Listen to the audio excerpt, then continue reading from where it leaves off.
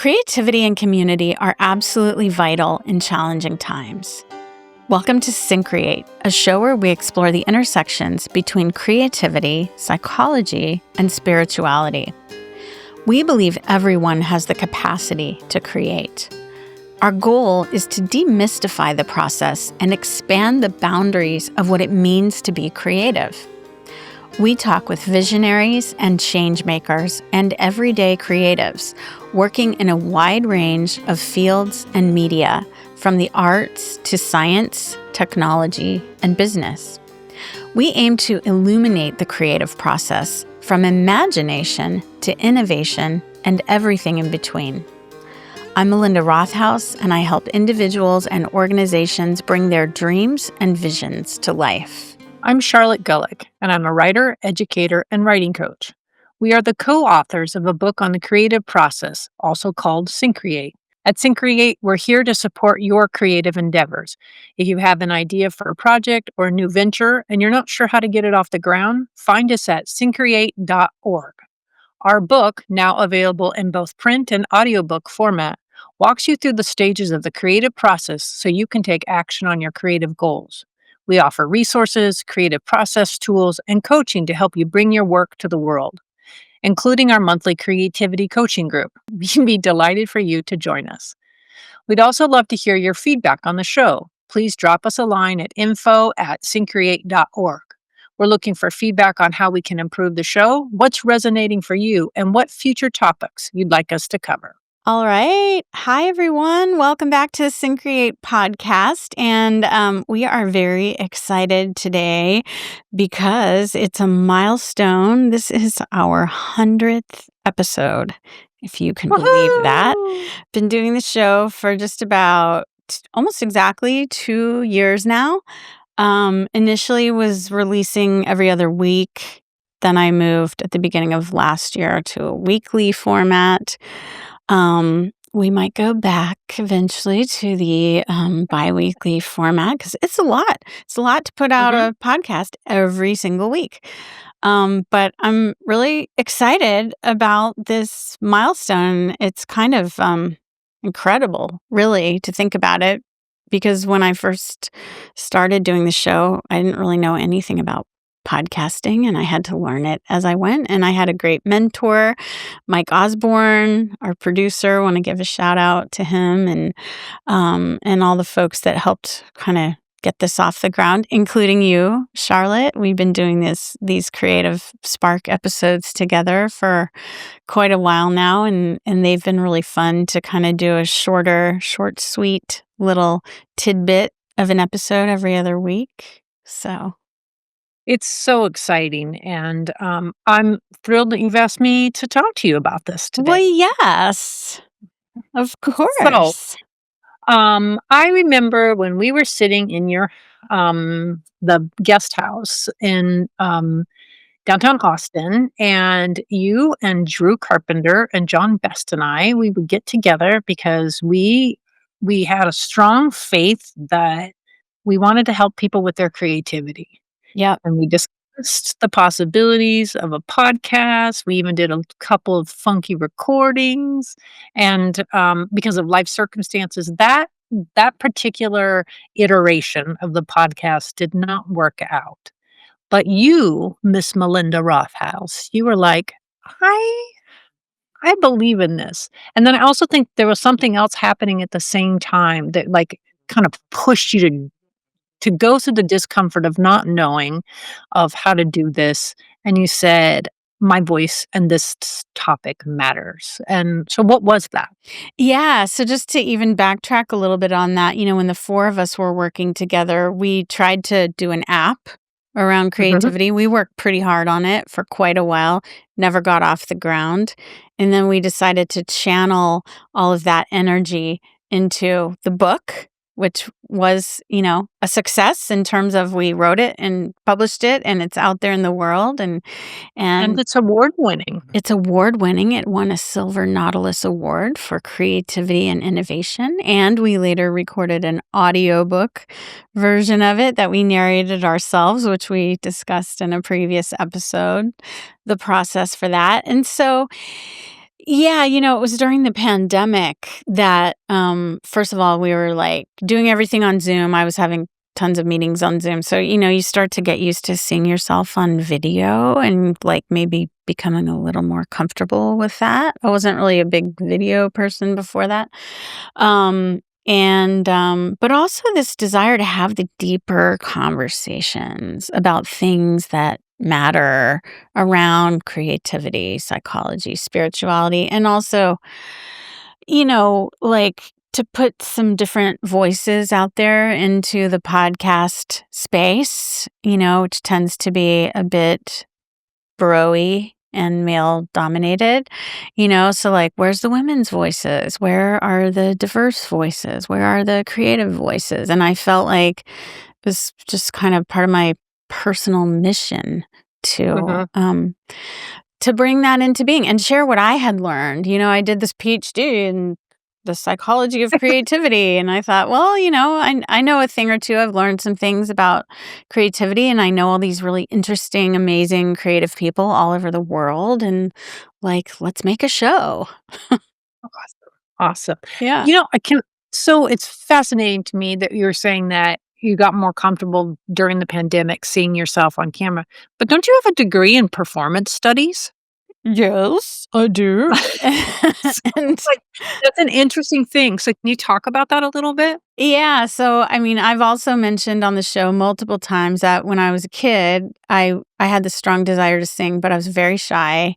And when I first started performing, I would get up on stage and I would like shake and my cheeks would turn bright red and for some reason I still wanted to do it. It wasn't about the fame and the glory. It was something deeper that was driving me to do that. And so over many, many years, I was in theater and music and all different types of performance through high school and college. And then I started writing my own music and playing in bands and performing. But you're not necessarily on video.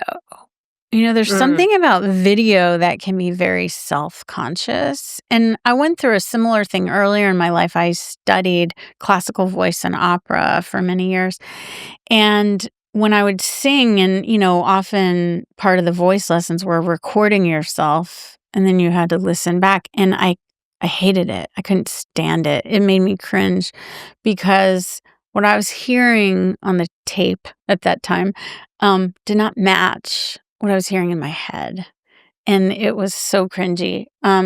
Eventually, over time, somehow, what I was hearing on the recordings and what I was hearing in my head came together, and mm, now to the point where they're basically one and the same.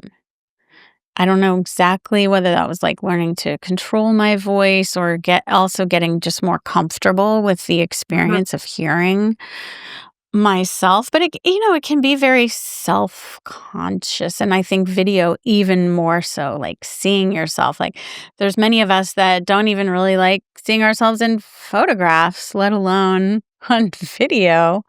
Right, So, right. yeah. Um, it's so interesting. It sounds like with practice and exposure, like you've gotten more comfortable with seeing yourself in this format and that the discomfort that it evoked wasn't as large as your desire to share the message.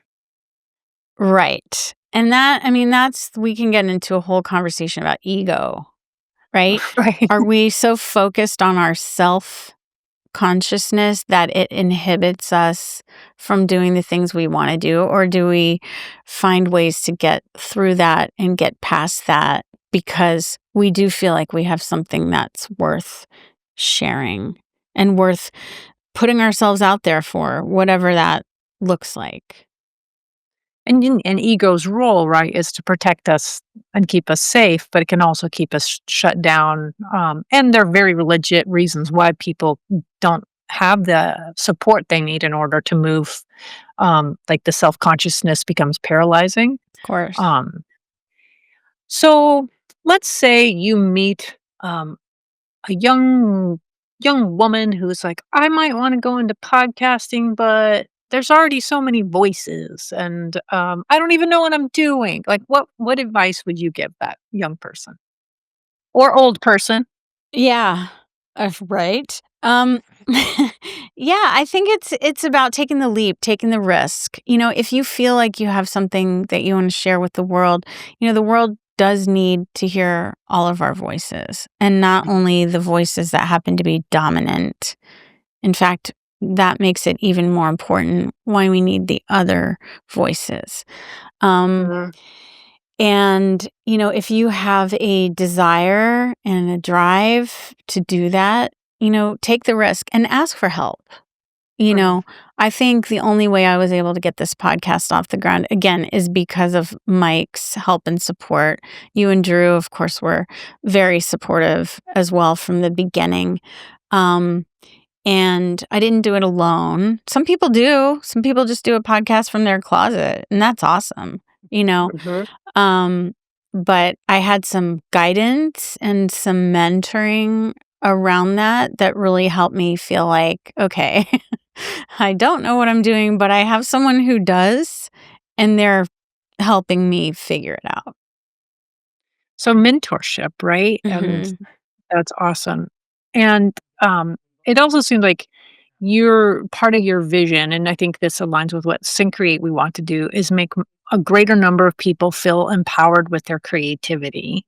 And I think one of the ways you lived into that, is by showcasing a true variety of voices on your show. Mhm. Like, I think sometimes people will be like, "What's the through line?" And you're like, "They're cool," or Right. yeah, They're cool and creative, and they, cool and you know, creative. can So talk about their creative process. Yeah. yeah.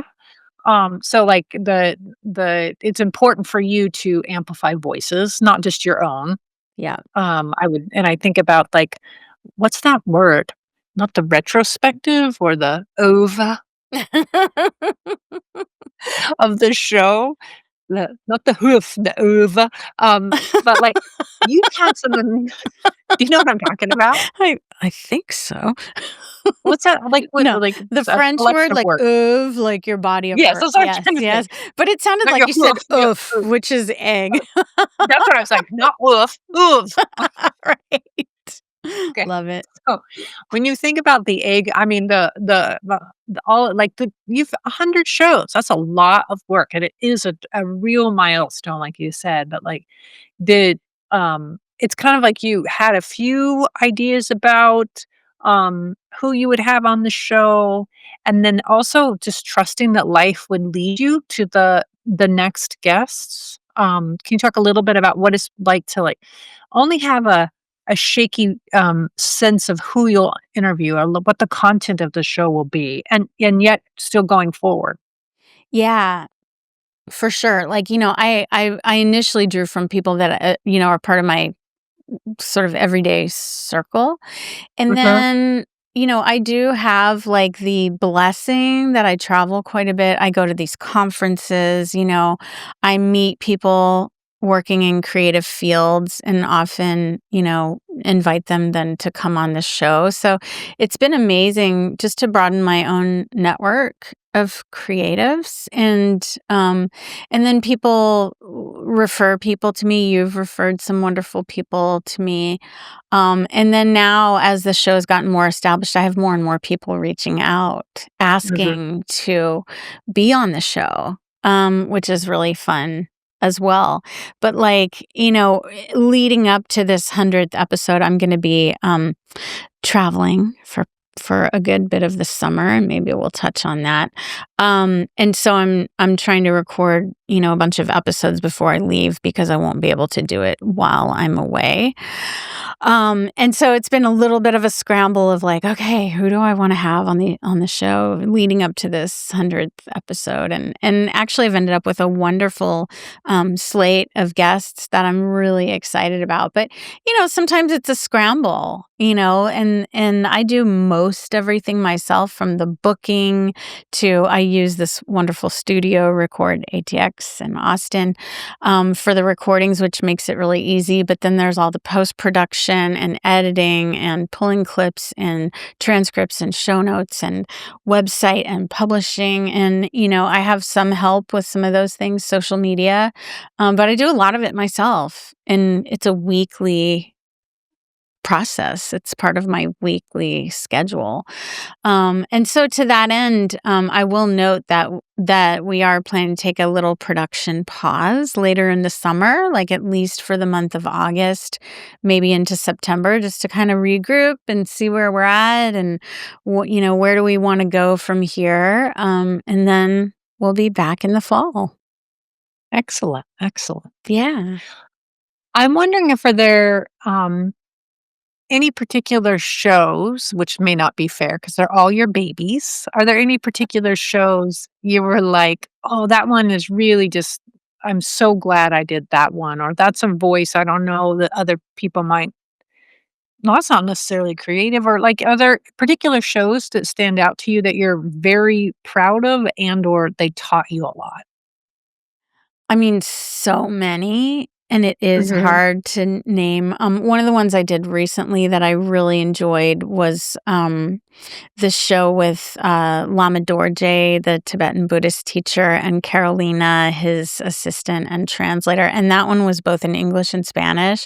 And we were going back and forth with Carolina translating, and then had to figure out the transcript in Spanish, and got some help from my friend Mayra in Mexico with that. So that was a real collaboration. But that was a really fun one. But also, it's been wonderful to highlight a lot of the creative community here in Austin.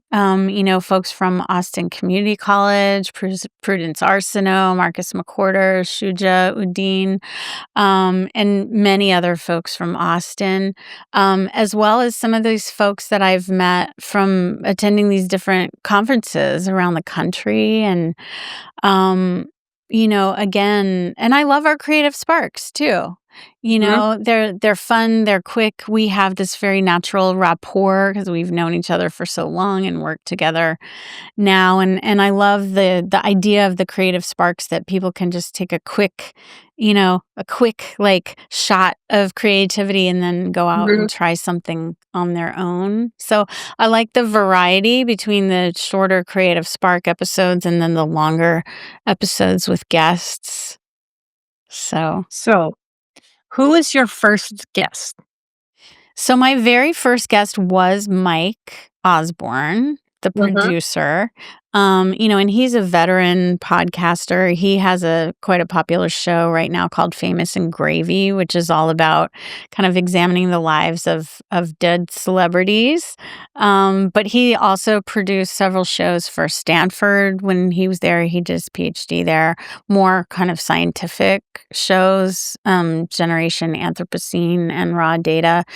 And so he was like, what we kind of agreed to do in the beginning was like a series of five like pilot episodes.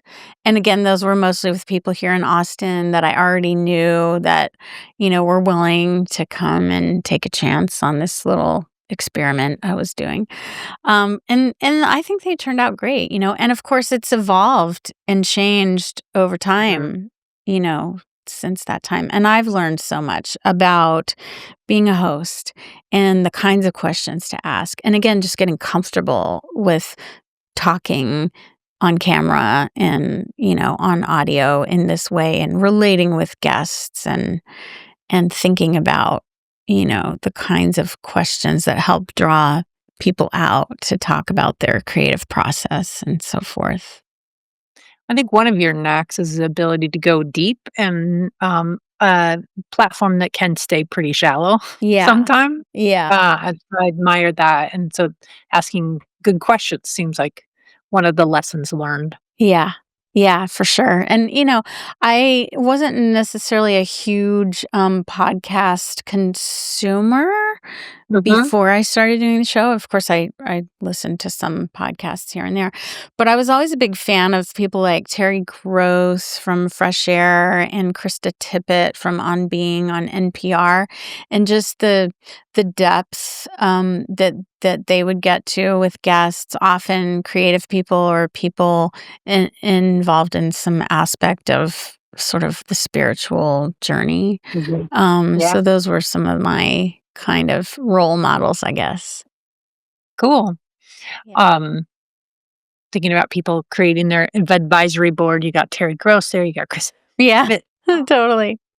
so at Syncreate, we believe in celebrating in milestones. So, how are you marking this milestone for yourself?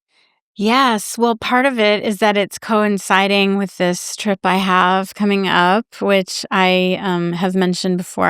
I applied and was accepted to an artist residency in the north of Iceland. So I'll be there for the month of June working on my own music. And so, the podcast has also, informed my own creative work in various ways and inspired me to walk the walk. I'm here talking about creativity, and I have a lot of my own creative projects, but there's a synergy there between the show and my own work. So that's one way I'm celebrating. I guess just doing this episode with you today is a celebration of sorts. And then taking a well-needed break for a little bit. So important, right? To regroup, get some objectivity on things, be restored so you come back to it with a fresh eye on what is that you enjoy the most and what can you leave behind that doesn't, oh, it feels like I had to do that, but now I can choose whether I want to continue to do that particular part of it or not. Absolutely. Absolutely. So I think that kind of leads into our pro tip, which is like go out there and do a thing that you've been dreaming of. Start a project. Maybe you've had something just like a little seed percolating in your mind and like maybe one day I could do this. And that's how it happened for me. I marinated on this project. I had the idea for it, but I held it close for quite a while.